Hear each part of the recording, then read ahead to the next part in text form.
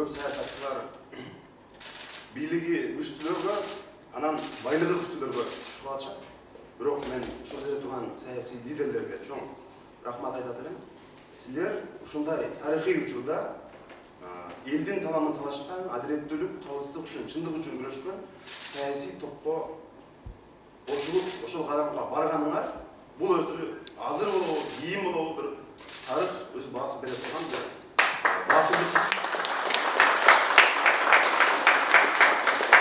Жогоруда кесиптештерибиз айтып өткөндөй, ошол дүйнөдөгү чакырыктар, анын ичинде Кыргызстан азыр абдан бир кыйын кырдаалдын алдында турат. Мамлекеттик карызыбыз 4,5 миллиард доллардан ашты.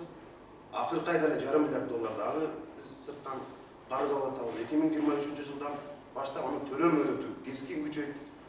Бирок ошондой кырдаалда бизди чала сабат парламент, билимсиз, бирок бай адамдар келип, элита болуп, ошолор биздин өлкөнү ошондой кырдаалдан саздан алып чыгарабы?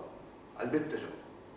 Биз ошондой кырдаалда билимдүү, ошол эле убакта баскан жолу таза, тажрыйбалуу инсандар 30 жылдап саясатта жүргөн. Мына жаңыдан аралашып, миңдеген, 10 миңдеген жаштардын башын бириктирген прогрессивдүү жаштар, ошолордун баарыбыз бир уштумга түйүлүп, чогуу барып, ушундай чоң кыйынчылыктарды жеңишибиз керек деп ойлойм. Биз ушул биригүүбүздү эл абдан күтүп атат. Эл чынында абдан чарчады. Бириктиле парламентке барып бир кубаттуу парламентти, кубаттуу өкмөттү урап, элдин үнүн уккан, элге жакын, калыс, бир адилеттүү бийликти түптөсөңөр экен деген элдин каалоосу, элдин талабы ушул. Биз элибизди укканга милдеттүүбүз.